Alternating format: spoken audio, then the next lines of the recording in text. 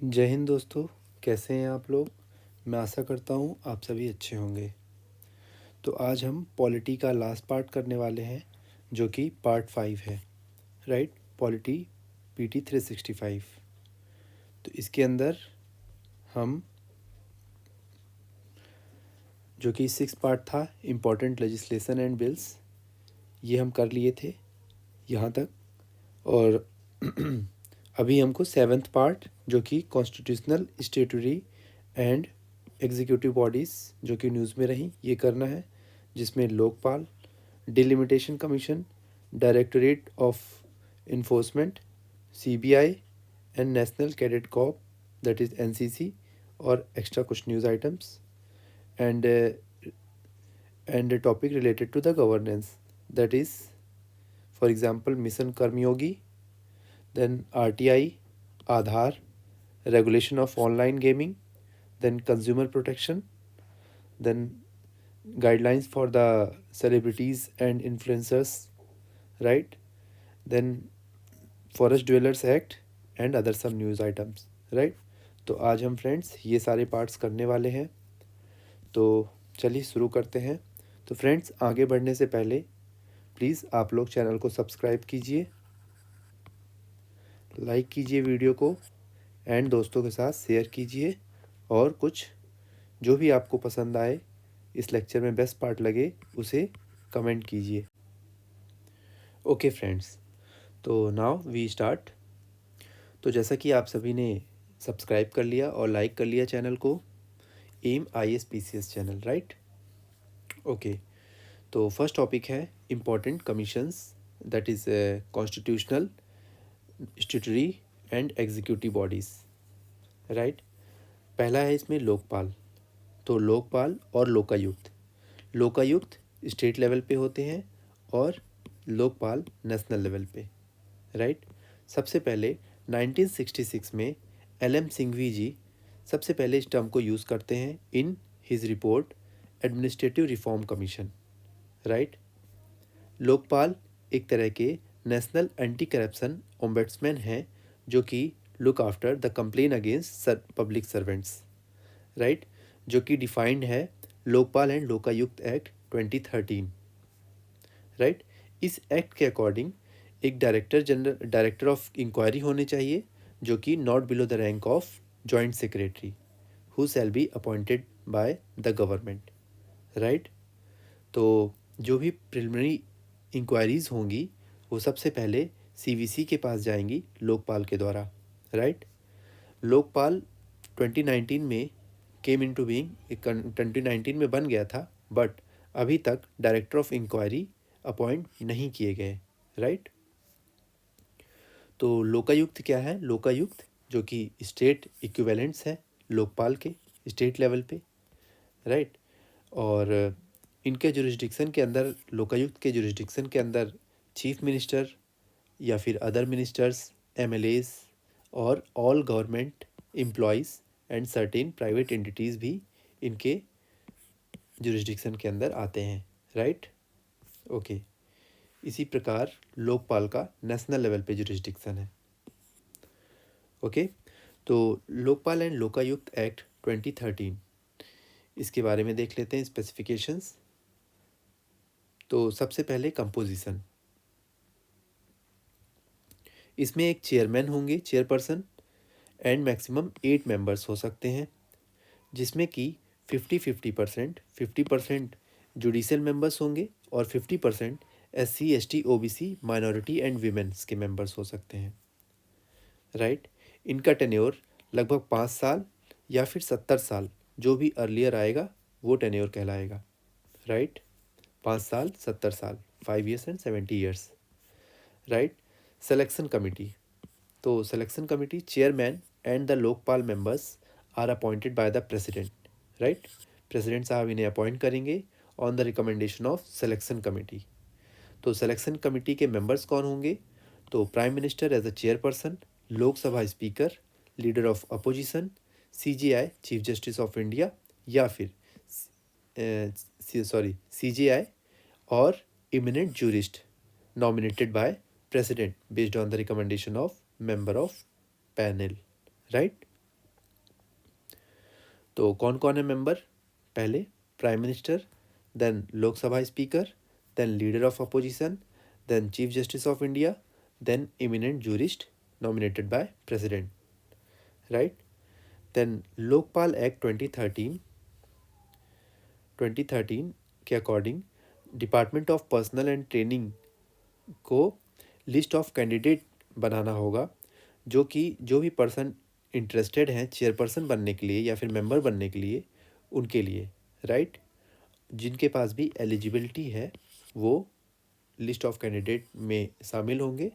और इसका ये लिस्ट कौन बनाएगा? Department of personnel and training according to this act, right. Confiscation of property, any property जो कि करप्ट मीन से एक्वायर की गई है, उस प्रॉपर्टी को कॉन्फिस्केट किया जा सकता है, भले ही वो पेंडिंग प्रोसिक्यूशन हो, राइट। टाइमलाइन क्या होगा? टाइमलाइन भी दे रखा है इस एक्ट में। तो 60 days for completion of inquiry के लिए 60 days and 6 month for the completion of investigation by CBI, right. 6 month can be extended by the Lokpal. Lokpal इस 6 मंथ को एक्सटेंड कर सकता है on the return request of CBI, अगर वो रिटर्न रिक्वेस्ट करते हैं तो। ओके, पावर क्या है with respect to CBI?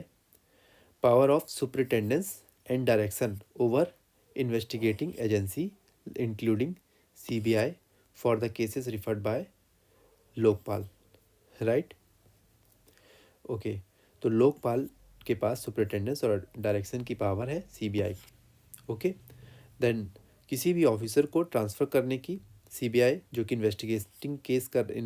Case investigate कर रहे हैं, उसे ट्रांसफ़र करने से पहले लोकपाल की अप्रूवल की ज़रूरत पड़ेगी, राइट। रिमूवल प्रोसेस क्या है? तो जो भी लोकपाल मेंबर्स होंगे या फिर चेयरपर्सन होंगे, ये प्रेसिडेंट के द्वारा ही रिमूव किए जा सकते हैं after an inquiry of supreme court, right. उसके लिए for that a petition has to be signed by at least 100 members of parliament, right. 100 MPs को पेटिशन साइन करनी होगी और उसके बाद इंक्वायरी होगी सुप्रीम कोर्ट के द्वारा। देन चेयरपर्सन या फिर मेंबर्स को प्रेसिडेंट साहब रिमूव कर सकते हैं, राइट। ओके, लोकपाल के जुरिस्डिक्शन में क्या क्या आते हैं, कौन कौन आते हैं? तो it extend to the prime minister, ध्यान रखना है। Then ministers, MPs, group A, B, C, D officers and officials of central government. Any society और ट्रस्ट और body that receive foreign contribution above 10 lakhs, 10 lakh के ऊपर जो भी फॉरेन कंट्रीब्यूशन सोसाइटी या ट्रस्ट या फिर बॉडी फॉरेन कंट्रीब्यूशन रिसीव कर रही है, वो भी लोकपाल के जुरिस्डिक्शन में आते हैं, राइट। ओके, तो ये हमने लोकपाल देख लिया, लोकपाल एंड लोकायुक्त एक्ट देख लिया 2013 का। देन नेक्स्ट टॉपिक है डिलिमिटेशन कमीशन। तो डिलिमिटेशन कमीशन आर्टिकल 82 जो कि पार्लियामेंट इनेक्ट करता है, आर्टिकल 82 के अकॉर्डिंग पार्लियामेंट इनेक्ट्स अ डिलिमिटेशन एक्ट, राइट। तो it is responsible for readjustment of constituencies, जो भी कॉन्स्टिट्यूएंसीज होती हैं MP MLAs की, जो भी उनका एरिया होता है, कॉन्स्टिट्यूएंसी होती है, नंबर एंड बाउंड्रीज, ये डिलिमिटेशन कमीशन डिसाइड करता है, right, after every census according to article 82 delimitation act, right. its decisions are considered final, right. जो भी इसका डिसीजन होगा डिलिमिटेशन कमीशन का, वो फाइनल माना जाएगा। And unchallenged in any court, right, ये हमें ध्यान रखना है। जो भी कॉपीज़ होंगी इनके ऑर्डर की, ये house of people and state legislative assembly, जिससे भी वो कंसर्न डिलिमिटेशन है, वो उनके सामने प्रस्तुत की जाएगी, जो भी ऑर्डर की कॉपी होगी, right. And no modification are permissible, right. इसके कंपोजिशन देख लेते हैं। तो सबसे पहले तो सुप्रीम कोर्ट जज, जो कि करंट या फिर retired as a chairman, right, that's why it is that much powerful body. Okay, तो सुप्रीम कोर्ट जज होंगे जो कि करंट जज होंगे या फिर रिटायर्ड जज as a chairperson. Second, chief election commissioner of India, right, या फिर election commissioner nominated by him. Okay, और third, state election commissioner, concerned state election commissioner. तो 3 मेंबर बॉडी, सुप्रीम कोर्ट जज, चीफ इलेक्शन कमिश्नर या फिर election commissioner और state election commissioner are the members, right. तो delimitation अभी तक कितनी बार हुआ ये देख लेते हैं। डिलिमिटेशन कमीशन अभी तक 4 बार बन चुकी है सिंस इंडिपेंडेंस, 1952 में, 1963 में, 1973 में एंड 2002 में। Okay, then 1976 42nd constitutional amendment में डिलिमिटेशन को फ्रोज कर दिया गया, जो कि 2000 तक के लिए फ्रोज किया गया था। और 2002 में 84th कॉन्स्टिट्यूशनल अमेंडमेंट से फ्रीज कर दिया गया फॉर 25 ईयर्स टिल 2026। सो 2026 में फिर से एक डिलिमिटेशन कमीशन बनेगी, राइट, इसलिए ये न्यूज़ में आया, राइट। ओके, तो डायरेक्टरेट ऑफ इन्फोर्समेंट ये देख लेते हैं। Okay, ED, that is ED. तो सुप्रीम कोर्ट ने जो कि थर्ड एक्सटेंशन किया गया ईडी चीफ का, उसे इनवैलिड करार दे दिया। तो ईडी के बारे में सबसे पहले हम जानते हैं इन्फोर्समेंट डायरेक्टरेट के लिए। ये एक इन्वेस्टिगेटिंग एजेंसी है, राइट, इन्वेस्टिगेटिंग एजेंसी है जो कि 1952 department of revenue ministry of finance के अंदर बनती। ओके, इन्फोर्समेंट डायरेक्टरेट 1952 में बनी, department of revenue ministry of finance, right, headed by ED director who is appointed as per the CVC act 2003, right, section 25। Okay, इनका normally 2 साल का tenure होता है, but it can be extended 3 annual extension, मतलब एक एक साल का 3 बार एक्सटेंशन किया जा सकता है। सो ये तीसरा एक्सटेंशन था, मीन्स थर्ड एनुअल एक्सटेंशन होगा, तो ये तो वैलिड होना चाहिए, बट सुप्रीम कोर्ट ने इसे इनवैलिड करार दिया, that's why it came into news, right. इसका फंक्शंस क्या क्या है, तो FEMA, foreign exchange management act 1999, then prevention of money laundering act 2002 and fugitive economic offenders act 2018 and conservation of foreign exchange and prevention of smuggling activities act 1974, right. तो ये इसके responsibilities हैं। इन चारों एक्ट्स को इन्फोर्समेंट करने की responsibility ED के पास है, राइट। ओके, इनकी पावर्स देख लेते हैं इन्फोर्समेंट डायरेक्टरेट की। तो किसी भी एसेट को सीज करने की पावर, सिविल कोर्ट की पावर इनके पास है, power to summon, same power as the civil court regarding discovery, inspection, production of evidences, summons, examining और इशूइंग कमीशंस, राइट। अरेस्ट करने की power, power of arrest, it can also investigate and make arrest for the violation of these acts, right, PMLA 2002, FEMA 1999, without waiting for registration of formal FIR, बिना FIR के भी ये arrest कर सकते हैं। Okay, इनके जो भी रिकॉर्ड्स होंगे ये एडमिसिबल होंगे, राइट। तो इन सुप्रीम कोर्ट 2022 में जो भी रिकॉर्ड स्टेटमेंट रिकॉर्ड किए जाएंगे ईडी के द्वारा, ईडी ऑफिशियल्स के द्वारा, can be admitted as a evidence in the court, right, court में एज अ एविडेंस इन्हें माना जाएगा। Okay, then recovery of fines की पावर, पेनाल्टीज़ लगाने की पावर और arrears of penalties FEMA act के अंदर जो भी इनके पास पावर है, ये इन्फोर्समेंट डायरेक्टरेट हमने देख लिया, राइट। ओके, नेक्स्ट है सीबीआई। सीबीआई, तो सीबीआई एक इन्वेस्टिगेटिंग एजेंसी है, राइट। तो सबसे पहले हम सीबीआई के बारे में देखते हैं। तो सीबीआई एक इन्वेस्टिगेटिंग एजेंसी जो कि 1963 में ministry of personal pension public grievance के अंडर आती है, right. It is govern by Delhi special police establishment act 1946, right. CBI is recommended by Santhanam Committee on Prevention of Corruption 1962-64, right. Santnam committee, ये आपको ध्यान रखना है।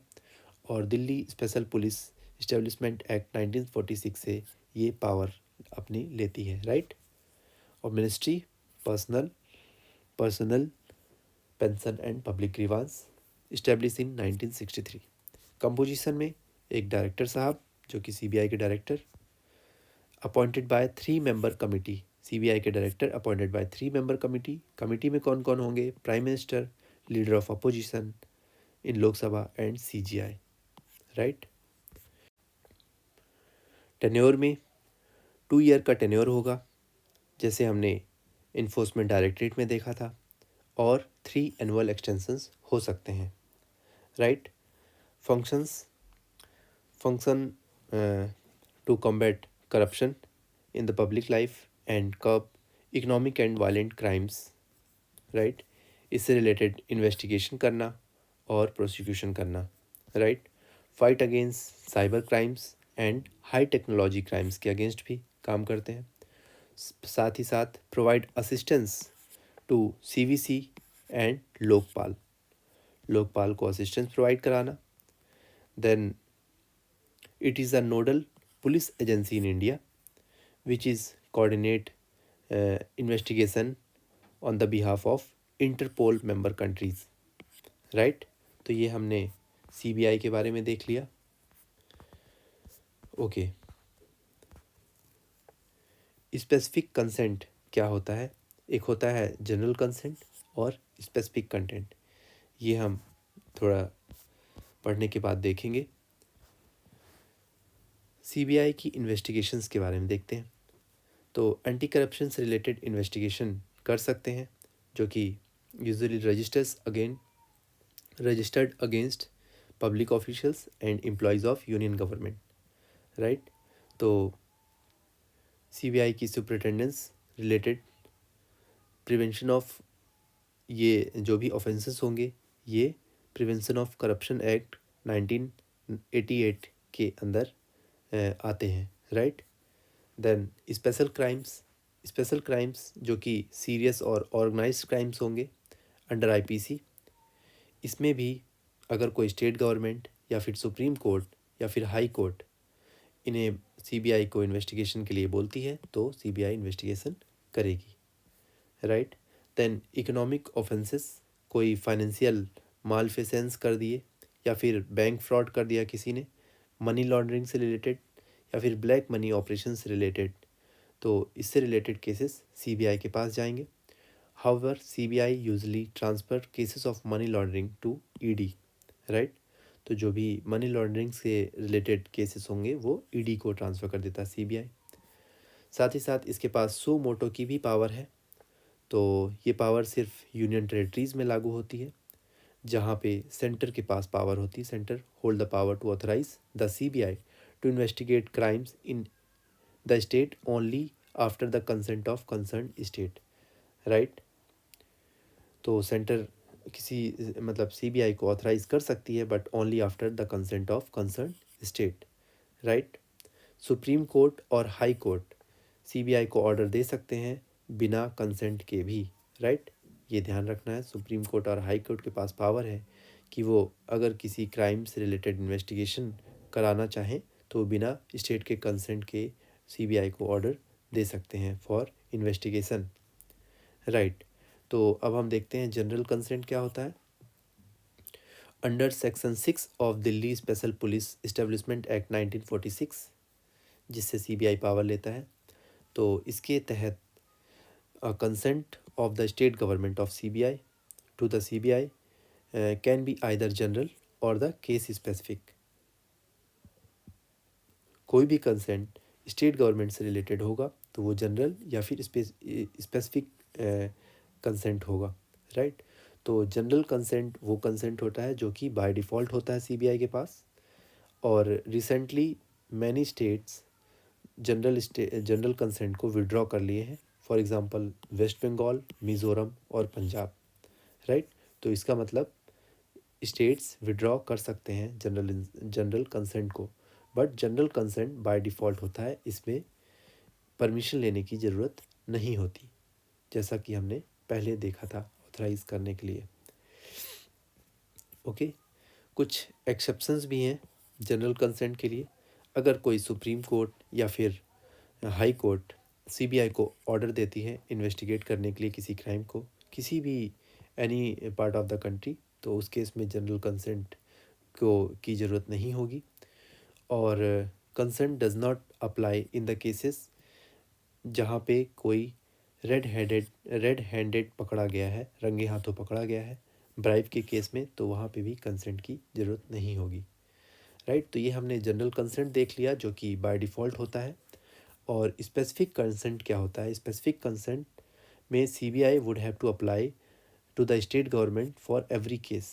इसमें इसमें इस स्पेसिफिक कंसेंट में ग्रांट लेने की ज़रूरत पड़ेगी, और इफ़ अगर specific consent not granted by the state, then CBI officials will not have the power of police in that particular state, right. और withdrawal is not applicable to the cases in which the investigation is already in process. अगर already investigation process है तो उस जगह पे withdrawal applicable नहीं है, right.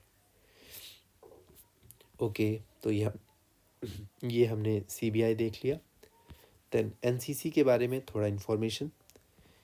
NCC की क्योंकि 75th एनिवर्सरी 2023 में हुई, that's why it came into news, और इसलिए हम अमृत महोत्सव के चलते इसे एक बार रिवाइज कर लेते हैं, राइट। तो national cadet corps 1948, Pandit H N. Kunzru committee जिन्होंने रिकमेंड किया था एनसीसी के लिए, जिसमें इसका एम है टू ऑर्गेनाइज, ट्रेन और motivate youth to provide the leadership in all walks of life and always available for the service in the nation of the nation. Okay, it is a type of tri service organisation that is army, navy, air wing, right. इसका headquarter New Delhi में है। और NCC directorate state level पे 17 directorate divided है, जो कि groups में divided है, राइट। तो एनसीसी प्रोग्राम एक वॉलेंट्री प्रोग्राम है, राइट। इसमें भी कोई भी लाइबिलिटी नहीं है कि आप एक्टिव मिलिट्री सर्विस ज्वाइन करें, राइट। तो ये लाइबिलिटी नहीं बनती, ये एक वॉलेंट्री प्रोग्राम। एनसीसी 3 तरह की सर्टिफिकेट देता है, A B C. C certificate is the highest certificate, then B और ए और बी स्कूल लेवल पे होती है, स्कूल, देन बी और सी कॉलेज लेवल पे, राइट। ओके, एनसीसी और एनएसएस में थोड़ा अंतर देख लेते हैं। दोनों ही वॉलेंट्री सर्विस होती है, ये कॉलेज में हुआ करती थी। तो कॉलेज में आप में से कई बच्चों ने इसके बारे में सुना होगा और कई बच्चों ने ज्वाइन भी किया होगा, राइट। ओके, तो एनसीसी मिनिस्ट्री ऑफ डिफेंस के अंदर 1948 में इस्टेब्लिश हुई, और NSS ministry of youth affairs and sports 1969 में इस्टेब्लिश हुई, राइट। इसमें यूथ लीडरशिप को बनाना, डिसिप्लिन और सेल्फलेस बनाना, और नेशनल सर्विस के लिए उन्हें प्रेरित करना, मिलिट्री कैरियर्स के लिए प्रेरित करना, राइट। और इसमें कम्युनिटी सर्विस से रिलेटेड देखने को मिलता है, राइट। ओके, एनसीसी 1948, एंड ये एक सेंट्रल सेक्टर स्कीम है। NSS is the central sector scheme. Okay, NCC में कंपलसरी यूनिफॉर्म देखने को मिलता है, और इसमें कोई भी कंपलसरीली यूनिफॉर्म प्रिस्क्राइब नहीं है एनएसएस में, right. Okay, who can join? Of 13 years और मोर, 13 साल के ऊपर के लोग जूनियर डिवीज़न विंग में कहलाएंगे, और 10th 11 12th के सीनियर डिवीज़न विंग में कहलाएंगे। 11 12th के बाद या फिर स्कूल या कॉलेज लेवल पे कोई भी इसे ज्वाइन कर सकता है, राइट। ओके, तो take some water, take some fruits, ये सब लेते रहना चाहिए, गुड फॉर हेल्थ, राइट। तो कुछ एक्स्ट्रा इम्पोर्टेंट न्यूज़ है। For example competition commission of India, ये अभी भी फरवरी मंथ में भी न्यूज़ में हमेशा से रहा है, राइट। तो इसके बारे में हम देख लेते हैं। अभी फ़िलहाल न्यूज़ में क्यों आया था, क्योंकि रवनीत कौर जो कि पहली विमेन चेयरपर्सन बनी सीसीआई की, राइट। तो ये हमें याद रखना है, Ravneet Kaur. Competition commission of India एक स्टैट्यूटरी बॉडी है और ये 2003 सेंट्रल गवर्नमेंट 2003 में इस्टेब्लिश हुई अंडर कंपटीशन एक्ट 2002, राइट। ये मिनिस्ट्री ऑफ कॉर्पोरेट अफेयर्स के अंदर आती है, राइट। इसका कंपोजिशन में एक चेयरपर्सन और 6 मेंबर्स अपॉइंट किए जाते हैं सेंट्रल गवर्नमेंट के द्वारा, राइट। इसका फंक्शन है to eliminate the practices to which is adversely effect the competition. तो बेसिकली कंपटीशन से ही रिलेटेड है, ये कंपटीशन को प्रमोट करती है और जो भी एडवर्स इफेक्ट है इसके अगेंस्ट, कंपटीशन के अगेंस्ट कार्टलाइजेशन वगैरह को रोकने का काम करती है। और it promote and sustainable competition and protect the interest of consumers and ensure the freedom of trade and market in India, right. This is competition commission of India. Then GANHRI देख लेते हैं। GANHRI that is global alliance of national human right institutions. It was established in 1993 as a international coordinating committee, right? It is related to the human right, okay? इसकी जो भी general assembly है gunnery की, ये एक supreme deliberative body होती है और जो भी ब्यूरो है गनरी का, ये एक एग्जीक्यूटिव कमिटी होते हैं, right. It is comprises of 16 members, 4 from each of the regional network, that is Africa, America, Asia Pacific and Europe, right. इसका हेडक्वार्टर जिनेवा स्विट्ज़रलैंड में देखने को मिलता है, okay. Appointment committee of cabinet, ACC, इसके बारे में देखते हैं। ACC has approved appointment of post of director of special protection group, SPG. तो SPG as we already know, SPG is to handle the security of prime minister, right? okay, तो ACC ने अभी appointment approve कर दिया director का, जो कि SPG के लिए था, राइट। तो एसीसी के बारे में देख लेते हैं। Appointment committee of cabinet, it decides all higher level appointments in the central secretariat, public enterprise, banks and financial institutions.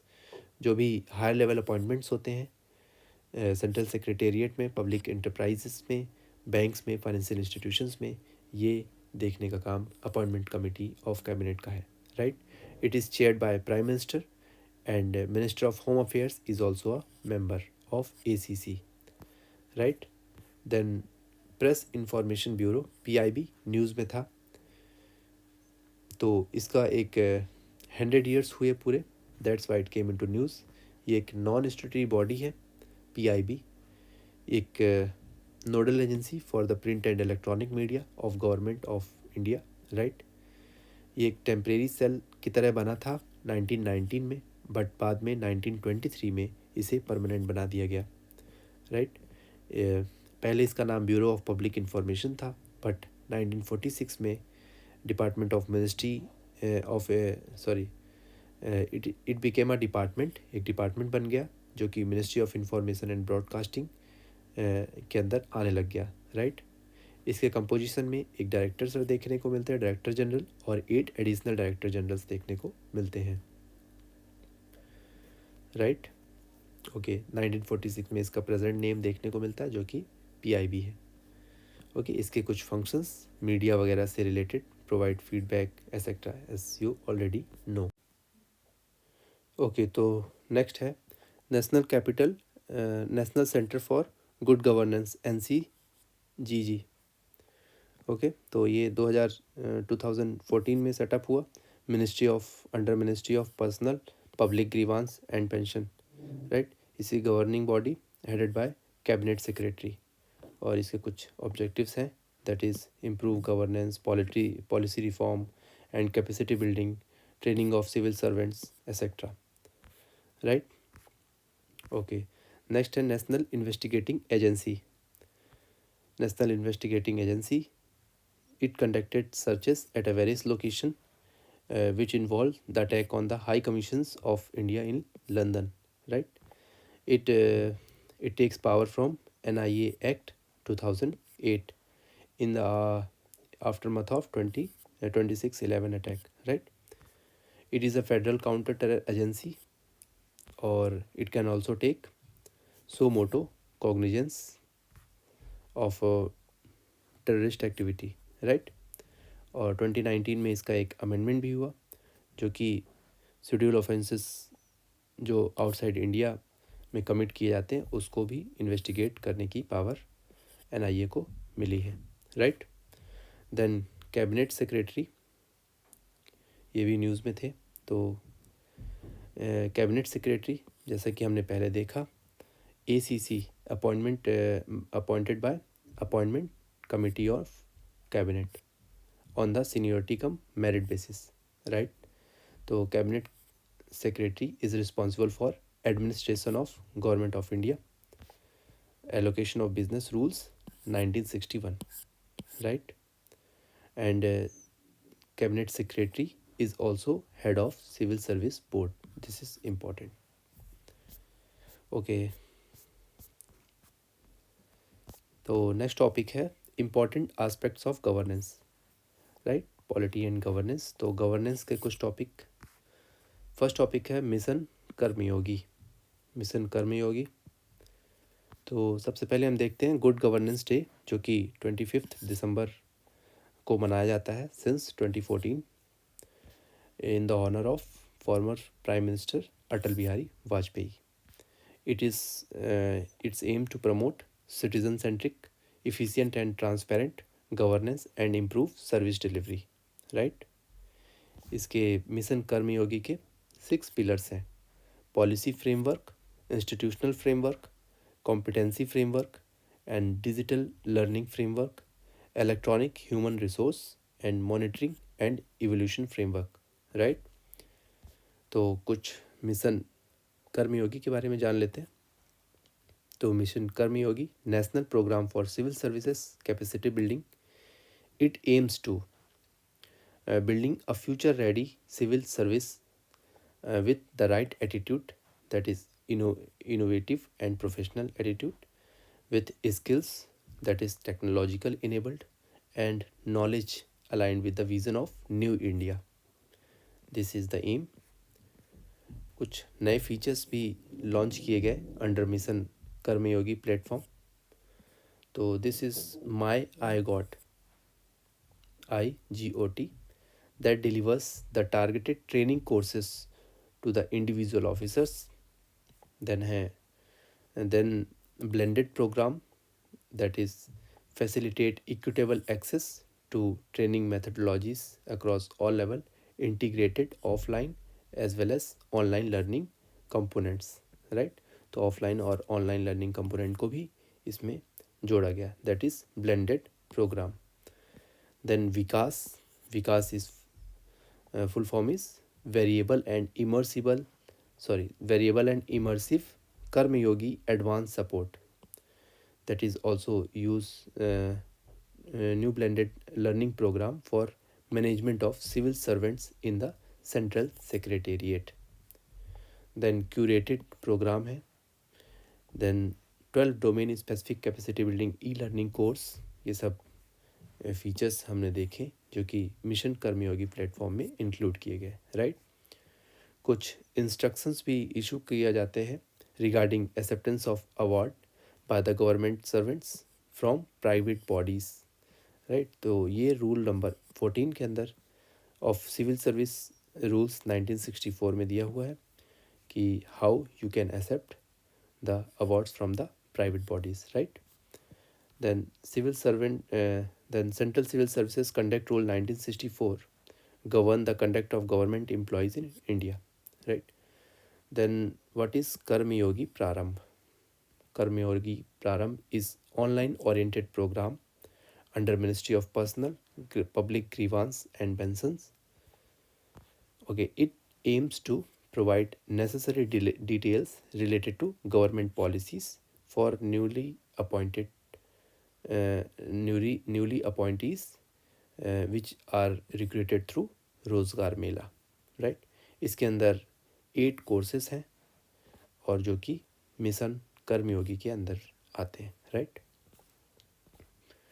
Okay, next topic है right to information, RTI. Okay, तो आरटीआई का मतलब दैट इज़ कोई भी citizen जो कि information request कर सकते हैं from the offices and department of particular state और सेंट्रल गवर्नमेंट, राइट।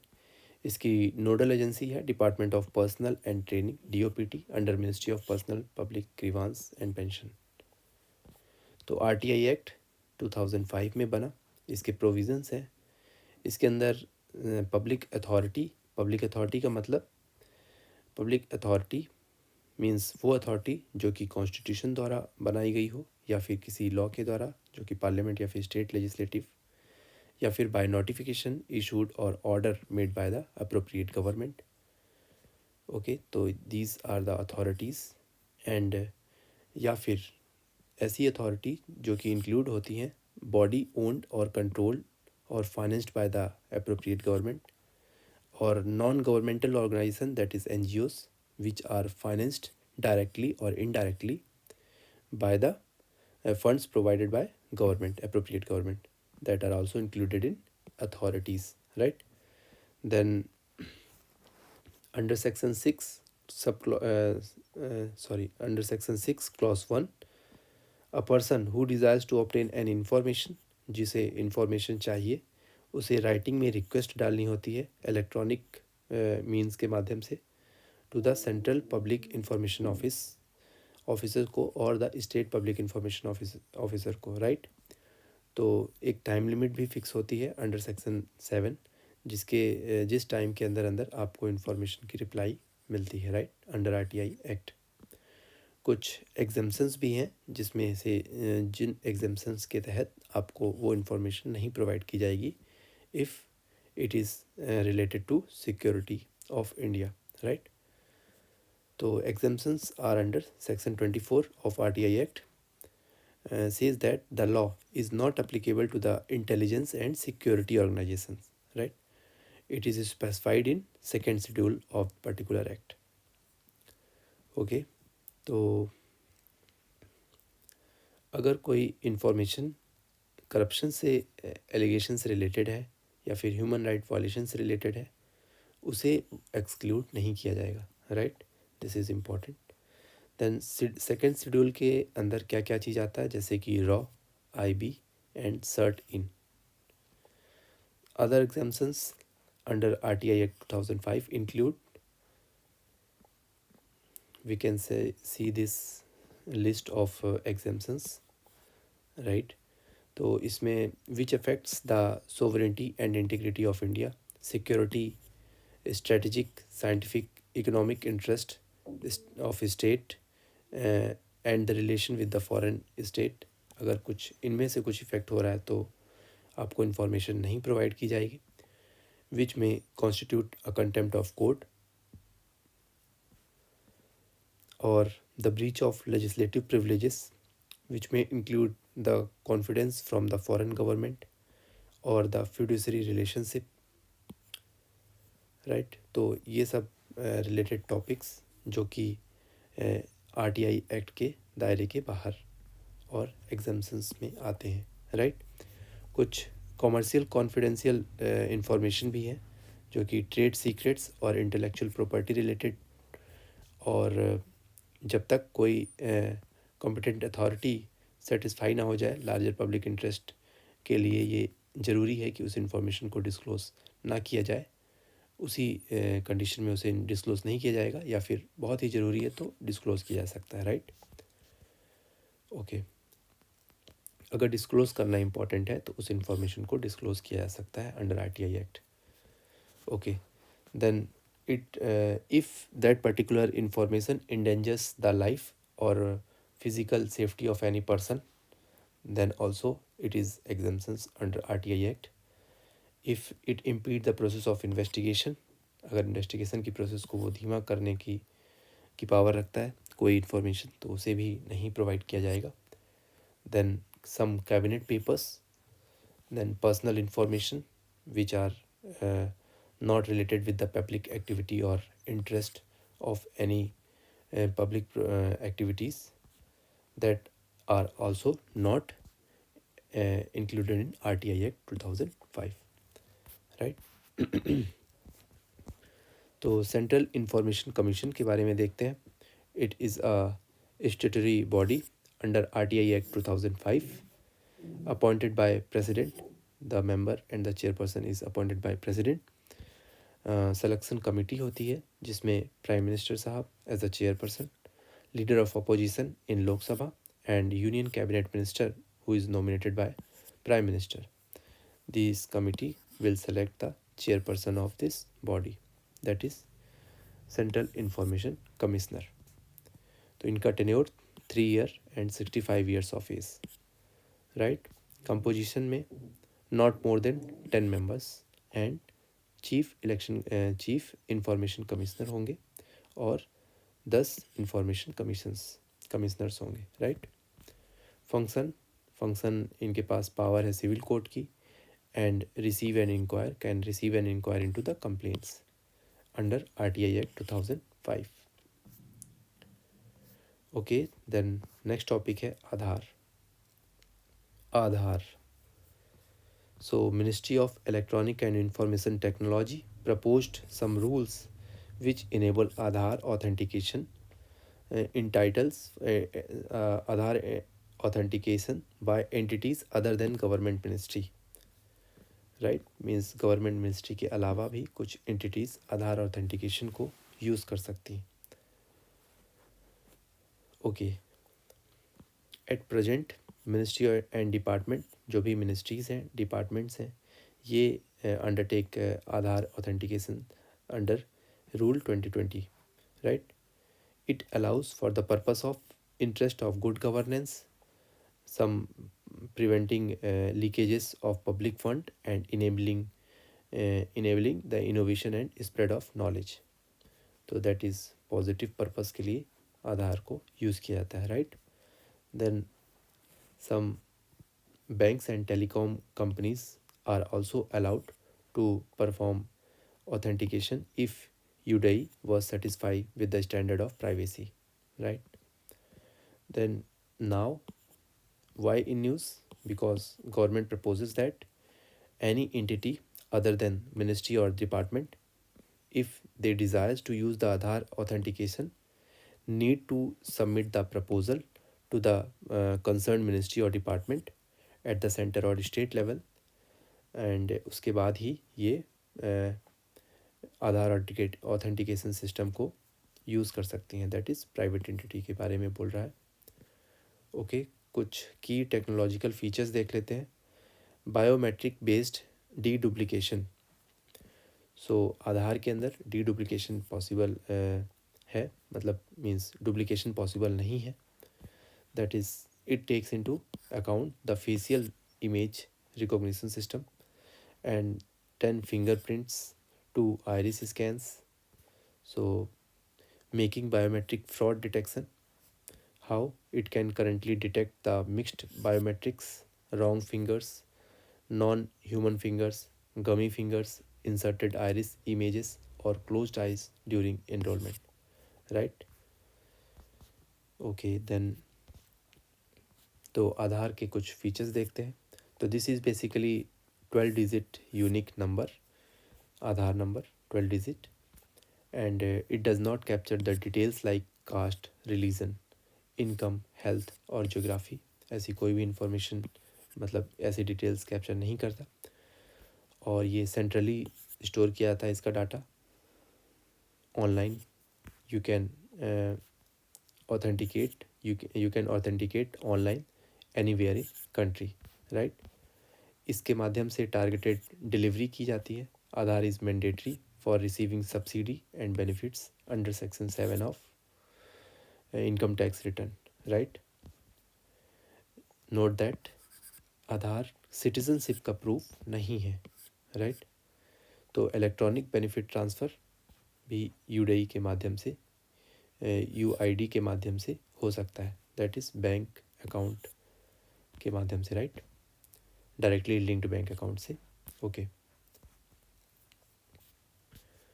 सो कॉन्स्टिट्यूशनल प्रोविजंस और constitutionality of Aadhaar act. So 2017 में KS Puttaswamy case, as we already know that Aadhaar targeted delivery of financial and other subsidies, benefit and services act 2016 में आधार act आया, जिसे challenge किया जाता है before the apex court, जो कि as a money bill pass किया जाता है तो इसके अगेंस्ट में। तो it is famous case KS Puttaswamy versus union of India case, जो कि जजमेंट 2018 में आया, राइट। और इसमें ये अफर्म करता है constitutionality of Aadhaar act, right. तो इसके की ऑब्जर्वेशंस देख लेते हैं। तो ये पूरी तरह से पार्लियामेंट द्वारा पास किया गया as a money bill, right. Does not violate the fundamental right under article 14, 15, 19 and 21, and Aadhaar would be mandatory in which cases for accessing the social welfare schemes and it cannot be forced। आप किसी को force नहीं कर सकता, कोई भी authority कि जब for example the bank account, opening bank account के लिए जब बैंक अकाउंट खुलवाएं तब, या फिर मोबाइल या फिर इंटरनेट कनेक्शन के लिए कोई भी आपको आधार कार्ड देने के लिए फोर्स नहीं कर सकता। तो this is all about the Aadhaar. Some other features of UDI, unique identification authority of India. This is a statutory body और ये आधार एक्ट 2016 के अंदर आती है, जो कि ministry of electronics and information technology MeitY. इसके की functions we already know that the unique identification numbers issue करना और operation and management related to Aadhaar life cycle, these are some functions of unique identification authority of India, right। then next topic है regulation of online gaming। तो online gaming ये ministry of electronic and information technology के अंदर आता है, जिन्होंने amend किया कुछ IT रूल्स 2021 को, information technology intermediate guideline and digital media ethics code rules 2021, right. तो ये न्यूज़ में क्यों आया, क्योंकि ऑनलाइन और सोशल मीडिया इंटरमीडिएट से रिलेटेड कुछ फेक और फॉल्स मिसलीडिंग इन्फॉर्मेशन से बचाने के लिए लोगों को गवर्नमेंट ने कुछ रूल्स में बदलाव किए, राइट। तो it is also related to information technology act 2000। कुछ की फीचर्स देख लेते हैं ऑनलाइन गेमिंग के। तो इस इस रूल्स के अंदर इसके रूल्स के अंदर क्लियर डिफिनीशन दे रखी है ऑनलाइन गेम के बारे में। What is online game, that is कोई भी ऐसा गेम जो कि इंटरनेट के माध्यम से ऑफ़र किया जाता है और एक्सेसिबल किया जाता है यूज़र के द्वारा थ्रू अ कंप्यूटर रिसोर्स और इंटरमीडियरी, राइट। तो ये ऑनलाइन गेम है। और ऑनलाइन गेमिंग इंटरमीडियरी कौन होता है, OGI मीन्स कोई ऐसा इंटरमीडियरी जो कि इनेबल करता है यूज़र को अपने कंप्यूटर के माध्यम से वो इनके रिसोर्सेज को यूज़ कर सके और गेम का आनंद उठा सके, राइट। तो he is OGI, right. Intermediaries का रोल क्या होता है, तो इनका रोल ये है कि ये रीज़नेबल एफर्ट लगाएंगे कि ऐसा कुछ भी नहीं करें, पब्लिश नहीं करें या फिर शेयर नहीं करें ऑनलाइन गेम के माध्यम से जो कि उन्हें हार्म पहुंचाए, या फिर साथ ही साथ नॉट बीन जो कि ऐसा कुछ वेरीफाइड नहीं हो, परमिशबल नहीं हो ऑनलाइन गेम में, उसे वो प्रस्तुत नहीं करेंगे, राइट। और इसके अंदर online gaming self regulatory body की भी बात की गई है, जो कि डिजिग्नेट की जाएगी सेंट्रल गवर्नमेंट के द्वारा, राइट। तो इंटरमीडियरीज का साथ ही साथ ये भी रोल रहेगा कि वो कोई भी ऐसा एडवर्टाइजमेंट या फिर सरोगेट एडवर्टाइजमेंट नहीं करेंगे, जो कि परमिसिबल नहीं है ऑनलाइन गेम के अंदर, राइट। अपने प्लेटफॉर्म में उसे होस्ट नहीं करेंगे ऐसे इनपरमिसिबल चीज़ों को, राइट। देन कुछ एडिशनल ऑब्लिगेशंस भी हैं OGI की। तो एडिशनल ऑब्लिगेशंस में कोई भी ऐसा मुद्दा जो कि मनी से रिलेटेड है, involving money, that is which include displaying of the mark of verification. तो उन्हें सबसे पहले वेरिफिकेशन मार्क को डिस्प्ले करना है अपनी स्क्रीन पे by the self regulatory body on such games, right. Then informing their users about the policy of withdrawal and refund. तो डिपॉजिट को कैसे विड्रॉ कर सकते हैं, कैसे रिफ़ंड कर सकते हैं, इसके बारे में इन्फॉर्म करना यूज़र्स को। साथ ही साथ KYC डिटेल्स भी होनी चाहिए, और नॉट गिविंग क्रेडिट वगैरह नहीं प्रोवाइड कराना, और ऐसा कुछ फाइनेंसिंग भी इनेबल नहीं करना है by the third parties to the users, right. This is against, अगर ऐसा कोई पाया जाता है तो ऑब्वियसली उन्हें पेनलाइज किया जाएगा, राइट। तो मल्टीपल SRBs होंगे मिनिस्ट्री में notify multiple SRBs, and SRBs should fulfil the following criteria. उन्हें कुछ क्राइटेरिया फुलफिल करना होगा, जैसे सबसे पहले SRBs को कंपनी रजिस्टर्ड होना होगा सेक्शन 8 के अंदर, जो कि companies act 2013। Also the representative of online gaming industry, वो ऑनलाइन गेम्स के लिए रिस्पॉन्सिबल होंगे, राइट। दे आर कुछ प्रोविजंस भी इनकॉर्पोरेट करना होगा related to grievance redressal, arms length principle, and disclosure and reporting related things, right. तो SRBs की अथॉरिटी कहाँ तक है? तो they may categorize any game as a permissible game if they satisfied that.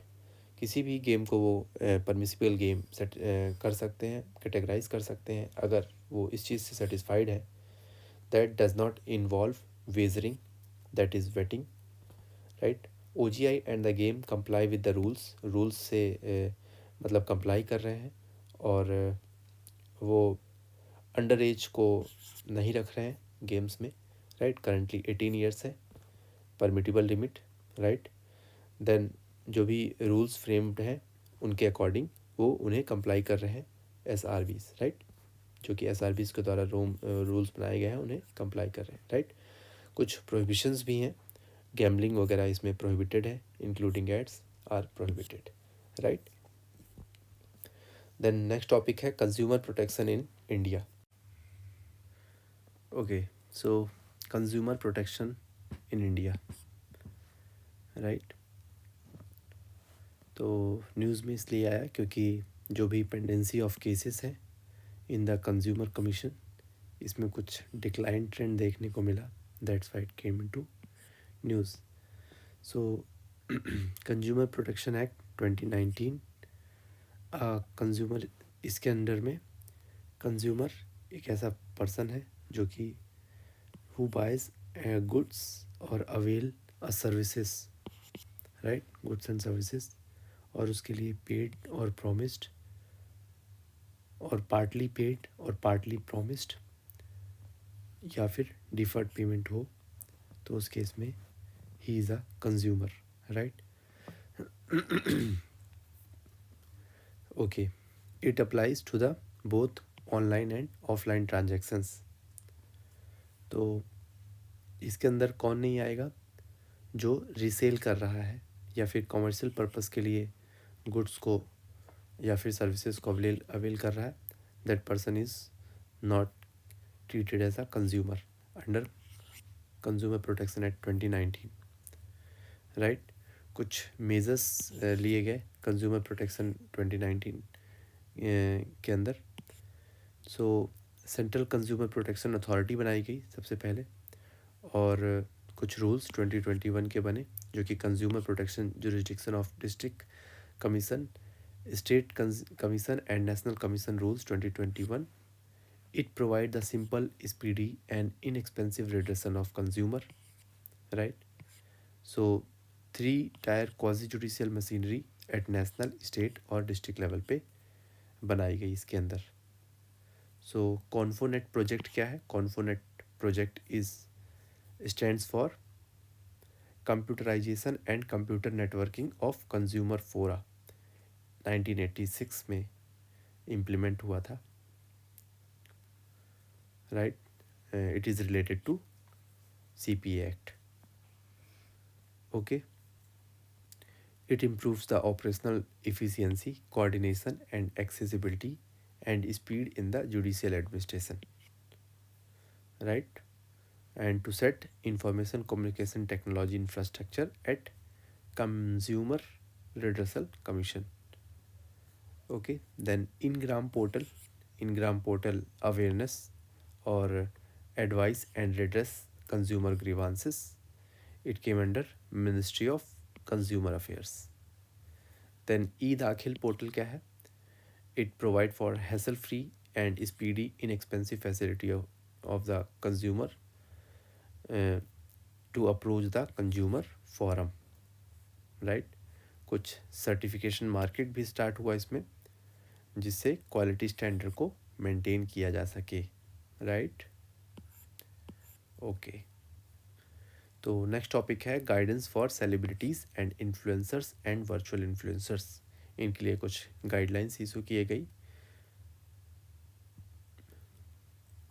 So advertising standard council of India ने कुछ comprehensive guidelines advertisers influencers के लिए गाइडलाइंस इशू की।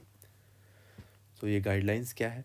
It prohibit the surrogate advertisement, जिसमें अल्कोहल ब्रांड्स वगैरह को advertisement नहीं किया जाएगा, ऐसे कोई भी ब्रांड जो कि हानिकारक होंगे, राइट। और चिल्ड्रन टारगेटेड एडवर्टाइजमेंट को प्रोहिबिट किया गया है, और इसके अंदर पेनाल्टीज़ भी हैं जो कि कंज्यूमर प्रोटेक्शन एक्ट 2019 के अंदर होंगी, right. Okay, these guidelines are an extension to this advertisement, misleading advertisement, etc., right? It came under the Department of Consumer Affairs Ministry. So what are the key provisions for celebrities, influencers and virtual influencers? So सभी के लिए कुछ guidelines, जिसमें कि disclosures होने ज़रूरी हैं for all material connected, और ये डिस्क्लोजर्स अपफ्रंट और प्रोमिनेंट पोजीशन पे होने चाहिए, जो कि एवरेज कंज्यूमर तक पहुंच सके ईज़िली, उनसे मिस ना हो पाए, राइट। और टर्म्स जो कि including advertisement, sponsorship, collaboration and paid promotions can be used, which must be indicate as hashtag और हेडलाइन टेक्स्ट, ये सब चीज़ें होनी चाहिए, राइट। ड्यू डिलीजेंस की भी बात कही गई, जिसमें रिव्यू वगैरह की माध्यम से को एनकरेज किया गया है, राइट। देन हेल्थ इन्फ्लुएंसर को अपना सर्टिफिकेशन को डिस्क्लोज़ करना है, जो भी सर्टिफाइड हेल्थ फिटनेस एक्सपर्ट हैं और मेडिकल प्रैक्टिशनर्स हैं, उनको अपना सर्टिफिकेशन को डिस्क्लोज़ करना है, और साथ ही साथ डिस्क्लेमर भी लगाना ज़रूरी होगा, राइट। फॉर इन्फ्लुएंसर्स के लिए registration is important under banking, financial services, insurance, BFSI, जो कि इन्वेस्टमेंट रिलेटेड एडवाइसेस देंगे, वो only they must be register with SEBI, right. और उसके बाद ही वो बैंकिंग, फाइनेंशियल और सर्विसेज और इंश्योरेंस से रिलेटेड, इन्वेस्टमेंट रिलेटेड एडवाइस दे सकेंगे, राइट। ऑल्सो, या फिर उनके पास लाइसेंस होना चाहिए, लाइसेंस फ्रॉम IRDAI, राइट। तो so they can use their investment related advices. Okay, तो नेक्स्ट टॉपिक है schedule tribe and other traditional forest dwellers act 2006, forest right act भी इसे बोलते हैं, 2006। सो कई स्टेट्स ने लगभग 40% ऑफ लैंड क्लेम्स को रिजेक्ट किया, that's why it came into news. Land claims under forest right act, right. तो फॉरेस्ट राइट एक्ट 2003 इसके बारे में थोड़ा देखते हैं। It recognises the rights of forest dwellers, tribal communities, right, इनके राइट्स, इनके अधिकारों को रिकॉग्नाइज करता है, and other traditional forest dwellers, right. तो कितने टाइप्स के राइट्स इसमें दिए जाते हैं, एक इंडिविजुअल फॉरेस्ट राइट्स और दूसरा community forest right. Individual forest right, इनके पास अधिकार है कि वो होल्ड या फिर मतलब रह सके किसी भी फॉरेस्ट लैंड में अंडर इंडिविजुअल और कॉमन ऑक्यूपेशन फॉर हैबिटेशन और self cultivation of livelihood, right. और कम्युनिटी फॉरेस्ट राइट के अंदर ये किसी भी अपने कस्टमरी और ट्रेडिशनल राइट को रिस्टोर करवा सकते हैं ऑफ फॉरेस्ट ड्वेलिंग कम्युनिटीज़ का, right, within their traditional और कस्टमरी बाउंड्रीज के अंदर, irrespective of ownership, classification, size of forest, right.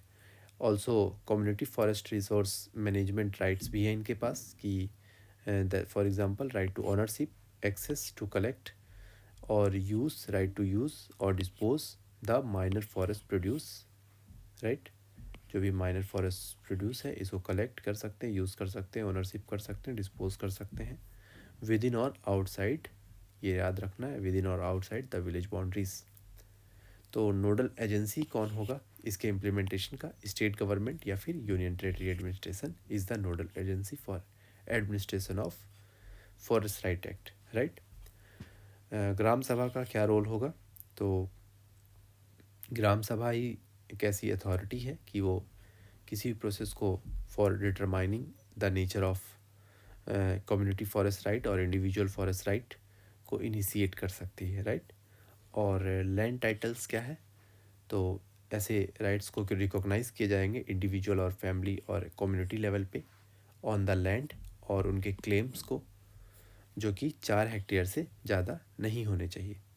इसमें लीगल टाइटल भी दिया जाएगा अंडर फॉरेस्ट राइट एक्ट, और उन्हें उस लैंड को नॉन ट्रांसफरेबल लैंड बनाया जाएगा और उन्हें एलिनेबल होने से रोका जाएगा, राइट। नॉन एलिनेबल होगी वो लैंड, right. Okay, then 3 tier approval process भी होता है अंडर फॉरेस्ट राइट एक्ट। तो ग्राम सभा एक प्राइमरी अथॉरिटी होती है to initiate the whole process of receiving and verifying the claims, right. Then aggrieved person, अगर कोई ग्राम सभा से अग्रीव्ड है तो वो फिर पिटीशन फाइल कर सकता है under sub division level committee, right.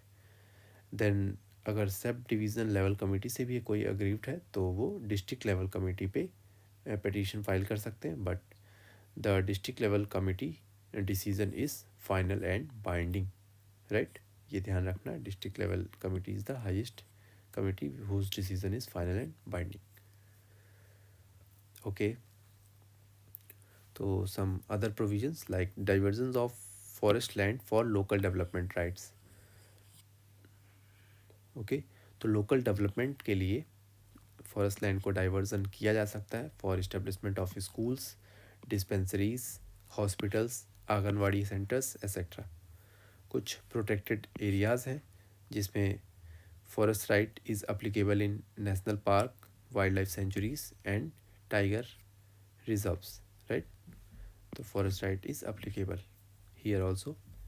Act is important to protect the right to the intellectual property. ये एक्ट इम्पॉर्टेंट है कि इंटेलेक्चुअल प्रॉपर्टी के राइट को प्रोटेक्ट किया जा सके और ट्रेडिशनल नॉलेज को उनके प्रोटेक्ट किया जा सके। ओके, सो तो forest right act is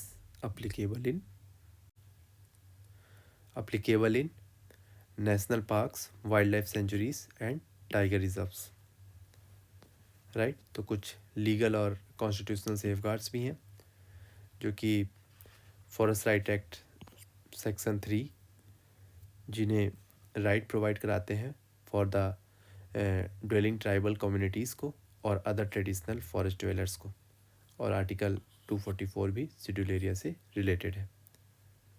okay, तो नेक्स्ट टॉपिक है ई गवर्नड स्टेट। तो केरला पहला ई गवर्नड स्टेट बन गया इंडिया का। ई गवर्नेंस है क्या? ई गवर्नेंस का मतलब इलेक्ट्रॉनिक गवर्नेंस, जिसमें आईसीटी का प्रयोग किया जाता है, such as wide area network, internet, mobile computing for the purpose of enhancing governance को बढ़ाने के लिए इंटरनेट वगैरह का यूज़ करना is the e governance, right. Kerala government में क्या इनिशिएटिव्स लिए गए, तो केरला फाइबर ऑप्टिक नेटवर्क के फोन प्रोजेक्ट इन्होंने लॉन्च किया, जो कि इंटरनेट की एक्सेस को सिटीजन्स के लिए बढ़ाता है। Okay, then e Sevanam portal, ये for 900 public services at taluk level office में ई सेवनम पोर्टल को लॉन्च किया गया, राइट। ओके, देन कुछ demarcation of roles of MCA and MeitY. तो according to it,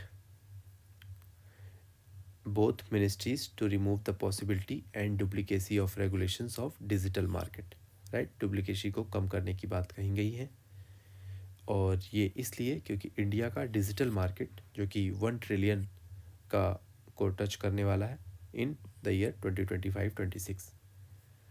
so the ministry of corporate affairs nodal ministry होगी to look after the competition issues under digital market, and ministry of information technology MeitY, ये this is for the sector specific issues, right. Okay, and also the government is introducing the legislation, for example digital India act, digital competition law for regulating the various digital market in India. So digital market is promoted by the government, तो आप लोग देख सकते हैं। Okay, तो next topic है panchayat development index. तो panchayat development index के अंदर ये मिनिस्ट्री ऑफ पंचायती राज के अंदर आता है, और it is basically to monitor and evaluate the progress of panchayat की प्रोग्रेस और इसको मॉनिटर और इवेल्युएट करता है, राइट। इसके स्कोर्स को 4 पार्ट में डिवाइड किया गया है, 4 ग्रेड्स में, that is grade A, B, C and D. A is for 75 to 90%, then B 60 to 75%, C 40 to 60%, and under 40% is the D grade, right। Then next news is आयना dashboard for cities. तो आयना dashboard cities के लिए है, ये this is came under ministry of housing and urban affairs, जो कि आयना डैशबोर्ड को लॉन्च किया for providing the information on the status of progress of cities, and it is based on the 5 broad thematic areas, right। okay, then next topic है guidelines for acceptance of award of by the government servant। तो government servant awards वगैरह कैसे accept कर सकते हैं, इसके लिए कुछ गाइडलाइंस है। तो issued by the department of personnel and training.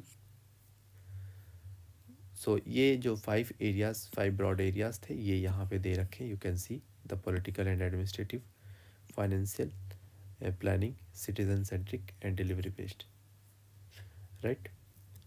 Okay, तो हम ये देख रहे थे गाइडलाइंस। तो department of personnel and training, ये डिपार्टमेंट के अंदर कुछ गाइडलाइंस है, जिसमें कोई भी अगर अवार्ड प्राइवेट बॉडी किसी और या फिर ऑर्गेनाइजेशन किसी गवर्नमेंट पब्लिक ऑफिसर को मिलता है, तो वो तभी एक्सेप्ट कर सकते हैं only with the prior approval of competent authority. और कॉम्पिटेंट अथॉरिटी कौन है इस केस में, secretary level officer of the concern ministry और डिपार्टमेंट, राइट। और साथ ही साथ इसमें एक ये भी प्रोविज़न है कि अवार्ड कोई भी मॉनेटरी कंपोनेंट नहीं होना चाहिए अवार्ड में, और जो भी प्राइवेट बॉडी अवार्ड दे रही है उसके क्रेडेंशियल्स ट्रस्टवर्दी होंगे, राइट। देन लास्ट टॉपिक है article 311 clause 2 sub clause C। So recently Jammu and Kashmir government terminated 4 government employees under Article 311 Clause 2 Subclause C for being threat of the security of the state। तो ये state की security को threat को देखते हुए 4 government officers को terminate कर दिया गया। तो हम कुछ टर्मिनेशन रूल्स देख लेते हैं, राइट। तो under article 311 clause 1, no civil servant, किसी भी सिविल सर्वेंट को यूनियन या फिर स्टेट का, एनी अथॉरिटी सबऑर्डिनेट कोई भी सबऑर्डिनेट अथॉरिटी रिमूव या डिसमिस नहीं कर सकती, राइट। किसी भी सिविल सर्वेंट को डिसमिस नहीं किया जा सकता या फिर रिमूव नहीं किया जा सकता, और उसकी रैंक को रिड्यूस नहीं किया जा सकता, एक्सेप्ट कुछ एक्सेप्शंस है। अगर उसकी इंक्वायरी हो जाती है या फिर प्रूव्ड इंक्वायरी हो जाती है, उसके ऊपर चार्ज मतलब प्रूव्ड हो जाता है, तो वो एक्सेप्शन होगा, या फिर उसे एक रीजनेबल अपॉर्चुनिटी दी जाएगी, बीइंग हर्ड, उसे सुना जाएगा properly, right. Then third article 311 clause 2 sub clause C है, it allows the government to terminate the employees without ordering an inquiry. Government को ये अलाउ करता है कि किसी व्यक्ति को टर्मिनेट कर सकता है बिना इंक्वायरी के, राइट। इफ़ द प्रेसिडेंट और the governor as the case में भी, अगर उन्हें सेटिस्फाइड हो जाते हैं कि this is for the interest of the security of the state, right, तो उस केस में इंक्वायरी की ज़रूरत नहीं होगी। ओके फ्रेंड्स, तो this is the last topic, then you can enjoy these fruits, and please subscribe to our channel AIM ISPCS. Also please like the videos, comment your best part, also share with your friends, and continue with this series. So next series will be PT 365 for economics.